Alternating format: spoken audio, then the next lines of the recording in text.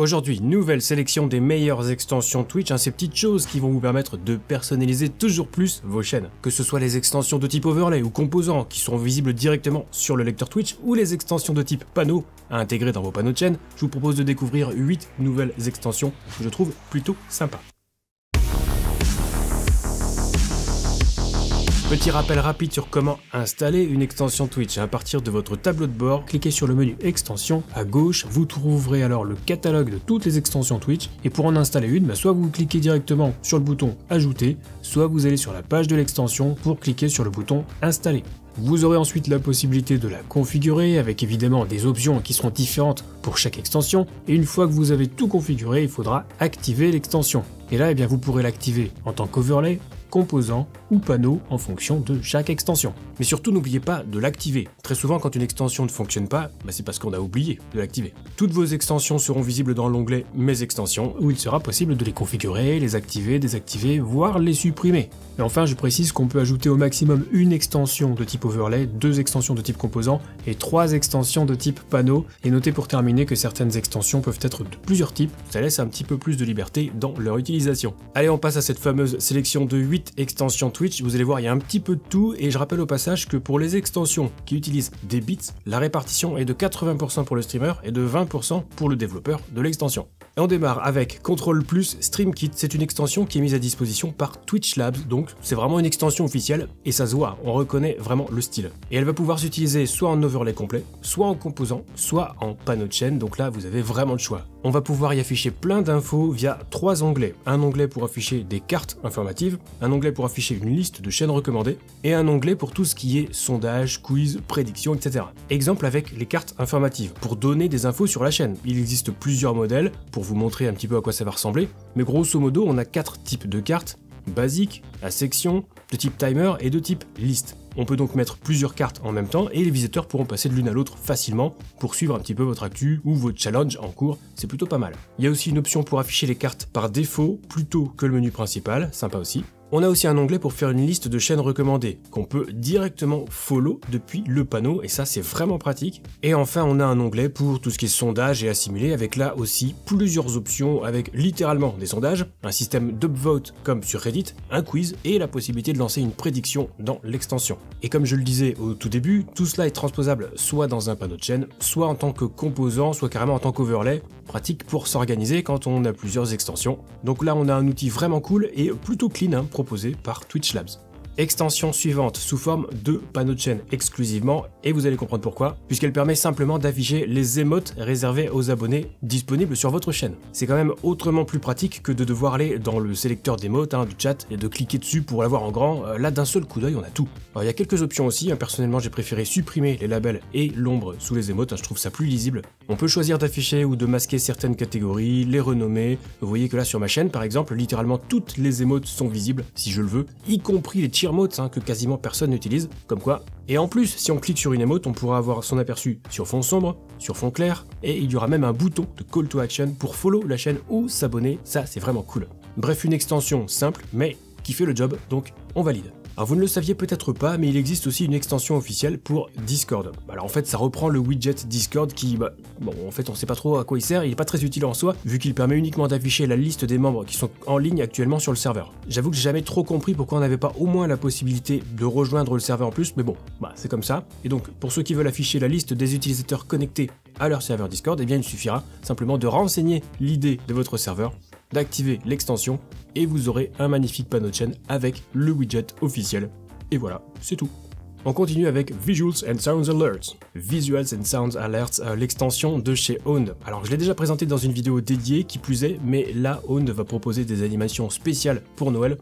Donc j'en profite pour caser un petit peu ma sponsor et du coup pour reparler un petit peu de cette extension. En gros les viewers pourront déclencher des animations ou des sons sur votre stream en cliquant simplement sur un bouton dans l'extension, gratuitement, en utilisant des beats ou encore avec des points de chaîne. Pour que les interactions soient visibles en stream, il suffira d'ajouter une source navigateur dans votre scène sur OBS. Il y a même carrément une application à télécharger pour faire apparaître les effets à jouer et les sons directement sur votre écran. Alors attention, cette solution implique que vous utilisiez une source capture d'écran, c'est vrai que la plupart du temps on conseille plutôt une source capture de jeu, et c'est pas compatible avec tous les jeux, mais bon, c'est top si vous avez un setup à 2 PC. L'extension est gratuite pour le streamer, je précise parce qu'une fois installée, la configuration se fait sur le site Own2 Pro, où on pourra ajouter des boutons à l'extension, des récompenses en points de chaîne pour déclencher les interactions, etc. Mais il n'y a pas besoin d'avoir un abonnement Own2 Pro pour l'utiliser, c'est vraiment 100% gratuit, donc à considérer pour les streams de fin d'année, si vous voulez que vos viewers puissent interagir directement sur votre écran et sur votre stream. Ensuite, on a une extension toute simple là encore, mais qui pourra renforcer les interactions avec vos viewers, puisque ces derniers vont pouvoir envoyer des messages avec une synthèse vocale très facilement sur votre stream, le fameux text-to-speech. Donc en gros, le viewer tape sa phrase, envoie un montant en bits que vous aurez défini, et sa phrase sera lue à haute voix. La configuration est très simple, elle se fait en 3 étapes seulement. On ajoute la source navigateur requise sur OBS, on autorise l'extension à accéder à la liste des utilisateurs bannis sur la chaîne, et on active l'extension en tant que panneau. Donc au niveau des réglages, c'est très succinct, on choisit uniquement le nombre de bits requis pour envoyer un message, et on choisit une voix de synthèse avec les situations drôles que ça peut éventuellement provoquer. Tartaruga ninja caralho. Yamete kudasai onegai sensei. On va se calmer le pompon mode niaiseux.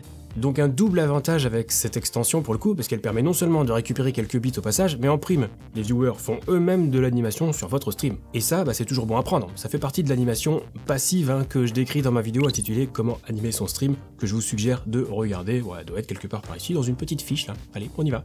Autre extension très simple et qui annonce la couleur dans son nom, c'est Top Clip, qui va permettre d'exposer très facilement votre clip le plus populaire, que ce soit dans un panneau de chaîne ou carrément en composant sur le lecteur Twitch. Donc en surimpression sur votre stream, il suffit d'installer l'extension, de l'activer et c'est tout. Le clip le plus populaire de votre chaîne sera alors visible pour tout le monde, c'est aussi simple que ça. Il n'y a d'ailleurs qu'une seule option pour cette extension. On peut définir nous-mêmes le clip qu'on veut mettre en avant si on veut en mettre un autre. Alors chez moi, malgré quelques tests, j'ai eu des petits soucis et ça prenait toujours le clip le plus populaire, même si j'ai renseigné un clip spécifique.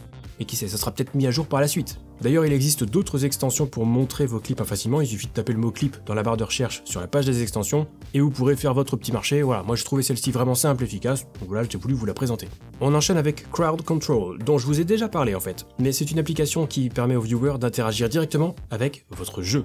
Par exemple, vous jouez à Elden Ring, tranquille, et là il y a quelqu'un qui décide de prendre une récompense en point de chaîne, qui diminue votre endurance, ou qui casse votre arme actuelle, ou au contraire, qui vous rend tout au point de vie. On peut faire ça avec Crowd Control, c'est vraiment stylé, et bien il existe aussi une extension pour permettre encore plus de contrôle justement, avec des actions à déclencher directement en overlay sur le lecteur Twitch. Alors je vais pas trop entrer dans le détail parce que je suis sûr que ça vous intéresse et je peux éventuellement faire un tuto, enfin voilà, dites-moi dans les commentaires si vous voulez que j'en fasse un. D'ailleurs une fois l'extension installée, il n'y a pas de configuration supplémentaire, tout se fait directement via l'application Crowd Control. Et alors pour info, il y a plus de 100 jeux qui sont supportés, vous voyez qu'il y a de tout, de GTA à Super Mario, en passant par Fallout 4, Resident Evil ou encore Hades, Isaac, bref, il y a largement de quoi faire, il y a même carrément moyen de faire graviter votre contenu autour de cette appli, ça pourrait devenir votre marque de fabrique et l'abonnement pro sera pour le coup très vite rentabilisé à 80$ pour un an de stream bien pourri comme il le faut par vos chers viewers, bref, ça, moi je valide de fou.